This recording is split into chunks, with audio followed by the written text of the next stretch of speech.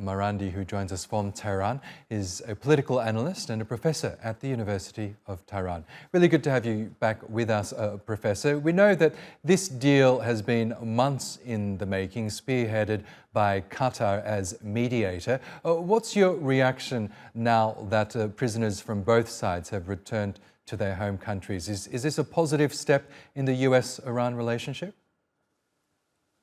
It could be a positive step. It depends on how the United States behaves from now onwards. The Americans were stonewalling for a very long time with regard to the prisoner exchange and the releasing of Iranian assets. And they finally agreed to do the right thing and have these Iranian prisoners released, which interestingly, the Western media has been very silent about. If you watch Western media, if you read online media, you'll see that it's only American prisoners that are being released. It's as if the Iranian prisoners really aren't human enough to be included in any of the news stories. But in any case, if the United States continues to make, like it did here, the correct choices, then we can have further agreements in the future. Yes, and there was a moment recently where the deal did look in doubt because just days ahead of the prisoner swap deal, the US imposed more sanctions on members of the Iranian government and other officials that it deemed took a negative role in recent anti-government protests. So it does seem that even with the deal now implemented and even ahead of the deal, the US doesn't look like it'll be changing its posture towards Tehran anytime soon. Well, the Americans have already sanctioned everyone. There are no real new sanctions to impose on Iran.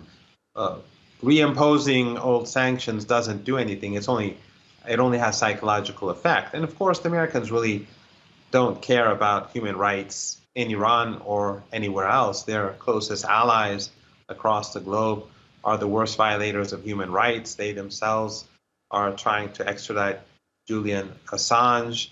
And I think that that the story is clear for all.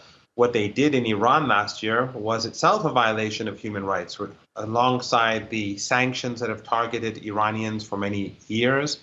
Last year, they used terror organizations based in northern Iraq, as well as alongside the Pakistani border, to lead riots in Iran. They use a terror organization, the MEK, that's based in Europe and has a major military camp in Albania, to lead riots in Iran. And these terrorist organizations acknowledge this fact.